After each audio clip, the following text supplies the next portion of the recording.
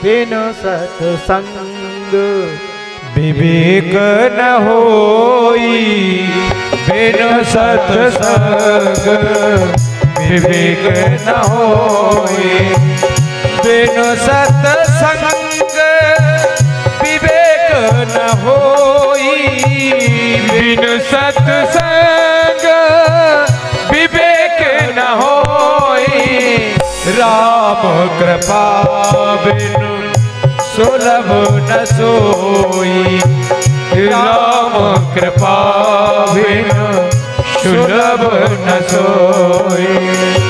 उमा कहूँ मैं अनुभव अपना, उमा कहूँ मैं अनुभव अपना, उमा कहूँ मैं अनुभव अपना, उमा कहूँ मैं अनुभव अपना।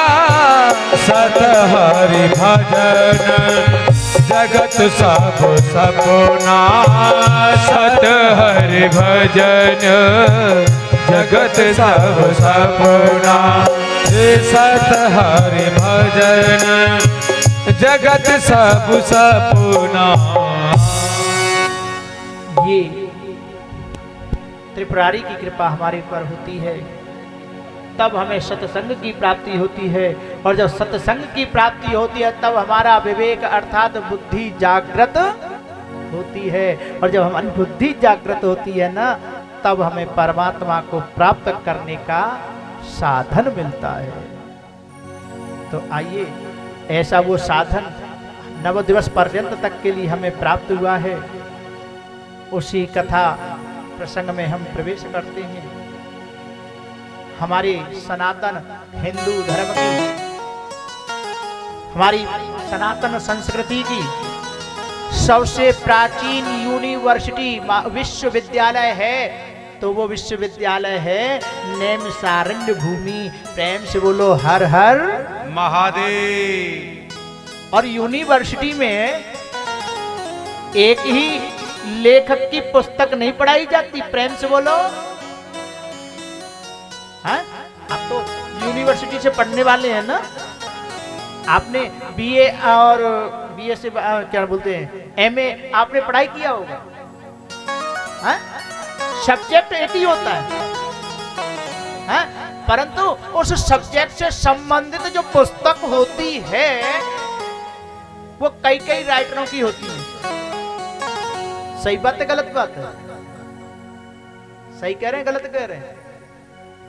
हैं? एक ही सब्जेक्ट की एक ही पुस्तक पर तो कई उसके लेखक होते हैं, और फिर उस यूनिवर्सिटी का जो प्रोफेसर होता है ना, वो प्रोफेसर पुस्तकों का और देख करके विचार करके अपने विद्यार्थियों से कहता है, भैया देखो इस राइटर की पुस्तक बढ़िया है, हम इसके द्वारा पढ़ेंगे और आपको, प्रेम से बोलो हर हर।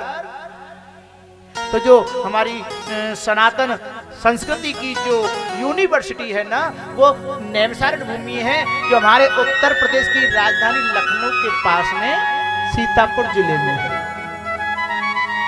और उस यूनिवर्सिटी के जो प्रोफेसर हैं उनका नाम है सूत जी महाराज। क्या नाम है? सूत जी महाराज। और नाम नहीं है, ये प्रोफेसर की जो गद्दी है उस गद्दी का नाम है सूत जी। उस प्रोफेसर के पद पर जो आसीन होता है उसी को सूत जी कहा जाता है। भागवत कथा के समय पर जो सूत जी थे उनका नाम था उच्चैश्रवा। क्या नाम था? उच्चैश्रवा। और शिव महापुराण के समय पर जो सूत जी थे उनका नाम है रोमहर्षण। प्रेम से बोलो हर हर महादेव। शौनक आदि 88,000 ऋषिगण विद्यार्थी के रूप में विभिन्न कथाओं को श्रवण करने का कार्य वहां पर करते हैं सूत जी महाराज। और इन कथाओं का जो श्रवण करते हैं, पुराणों का जो श्रवण करते हैं, इन सबको प्रदान करने वाले हैं हमारे परम पूज्य व्यास जी महाराज। उस नैमिषारण्य भूमि में सौनक आदि 88 ऋषिगणों ने और रोमहर्षण नाम के सूजी महाराज से प्रश्न किया, महाराज हे सूत महाप्राज्ञ सर्व सिद्धांत वेद प्रभो आख्याहि वे कथा सारम पुराणानां विशेषतः। हे महाराज, आपने हमें जो हमने सुनना चाहा आपने हमें सुनाया। हम जो कथा जानना चाहते थे वह कथा आपने हमें सुनाई। राम कथा को सुना दिया, आपने भागवत कथा को सुना दिया, आपने विष्णु पुराण सुना दिया, आपने गणेश पुराण सुना दिया, आपने स्कंद पुराण सुना दिया, आपने हमको सभी कथा को सुना दिया। परंतु महाराज फिर भी हम आपसे एक बात पूछना चाहते हैं। सदाचारस्य मद्भक्ति विवेको वर्धते कथा स्विकार निराशस्य सज्जने क्रियते कथम। आगे समय आने वाला है कलयुग। इस कलयुग में भक्ति और विवेक की जागृति कैसे होगी? काम, क्रोध, लोभ इत्यादि जो विकार हैं, उन विकारों का नाश कैसे होगा? कलयुग में तो जीव की वैसे भी प्रवृत्ति आसुरिक राक्षसी प्रवृत्ति हो गई है महाराज। तो कलयुग में राक्षस प्रवृत्ति जब जीव की हो जाएगी तो उस जीव मात्र का कल्याण कैसे होगा? प्रेम से बोलो हर हर। आसुरिक प्रवृत्ति, असुर करते क्या है? मदिरापान करते हैं। क्या करते हैं? मांस भक्षण करते हैं, माता पिता का सम्मान नहीं करते। हाँ, अपने से बुजुर्गों का कभी मान सम्मान नहीं करते, अपने धर्म की धर्मपरायण नारियों का भी मान सम्मान नहीं करते, बहन बेटियों के प्रति को दृष्टि रखते हैं। भाई ये राक्षसों के ही तो लक्षण हैं। और यही लक्षण आज के इस कलयुग में जीव मात्र के अंदर आ रहे हैं। तो भाई फिर वो क्या कहलाएंगे? हैं? अरे राक्षसों के लक्षण जब जीव के अंदर, प्राणियों के अंदर आ रहे हैं तो वो भी तो राक्षस ही। प्रेम से बोलो। कछु बैटरी से डाउन है गई, का चक्कर है भैया? कि ऐसी प्रवृत्ति के बैठे का? देखो बात आपकी नहीं हो रही है, आपने बोला नहीं ना, इसलिए थोड़े, क्योंकि अभी आप पूर्ण रूप से मुझसे परिचित नहीं और मैं आपसे नहीं। ये आसुरिक प्रवृत्ति आपकी बात नहीं हो रही है, ये आसुरिक प्रवृत्ति उनकी बात हो रही है कि यहाँ तो शिव कथा हो रही है, परंतु कोई क्या बोलते हैं मिक्की माउस पे घूम रहा है? कोई वो बराबर में रेस्टोरेंट लगा रखा है। एक भैया है, मैं देखता हूँ बार बार आकर के अपने क्या बोलते हैं वो बैलून लेकर के यहाँ के खड़े हो जाते हैं। कोई बालक देख के कथा सुन रही हैं उनकी माताजी, तो उनसे कहे माताजी हमें बैलून गुब्बारा चाहिए। है? ये उन लोगों की बात हो रही जो इस पांडाल से बाहर है। आपके अंदर तो ये प्रवृत्ति हो ही नहीं सकती। अगर होती तो आप भी यहाँ बैठे हुए नहीं होते, आप यहाँ बैठे नहीं होते। ये आश्रय प्रवृत्तियां जिनके अंदर हैं वो यहां नहीं है, और जो यहां पर हैं उनके अंदर आश्रय प्रवृत्ति नहीं, बल्कि मेरे श्याम सुंदर की, मेरे भगवान भोलेनाथ की, चंद्रमौली सरकार की कृपा उनके ऊपर है, तभी यहां पर बैठ करके कथा सुन रहे हैं।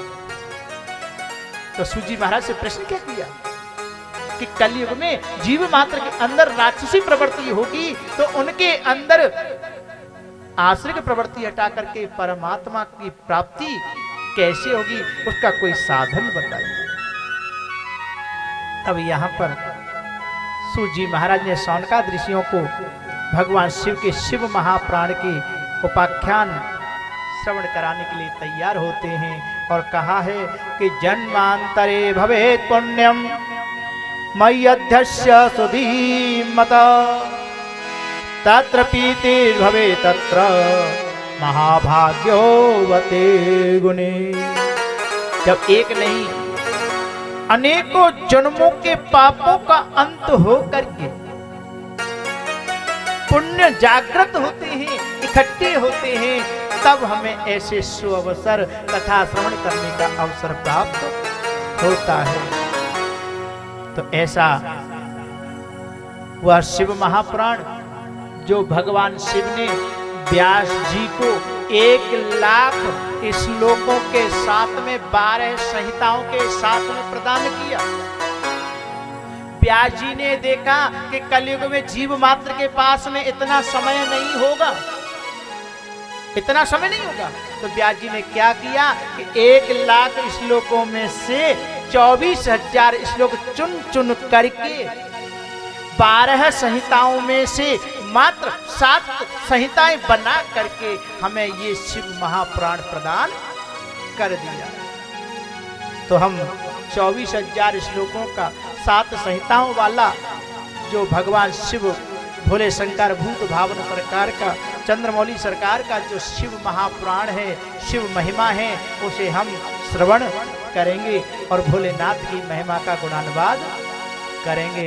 तो सभी ताली बजाते हुए हमारे साथ में भोलेनाथ बाबा से प्रार्थना करेंगे कि भोलेनाथ आप आकर के और हमारे ऊपर अपनी कृपा बनाएं।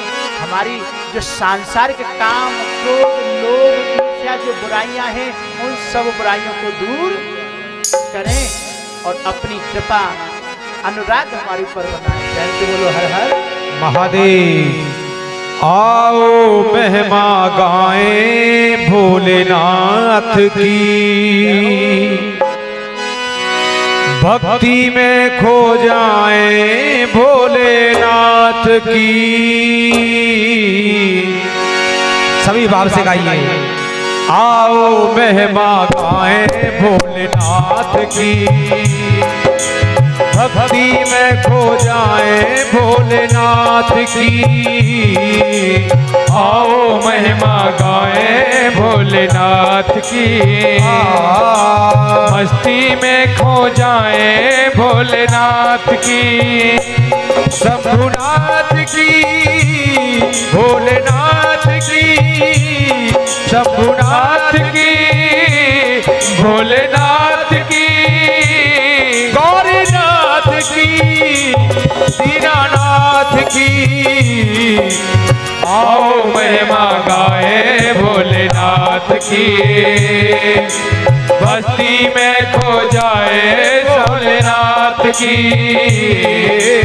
आओ महिमा गाए भोलेनाथ की, बस्ती में खो जाए भोलेनाथ की। जय हो।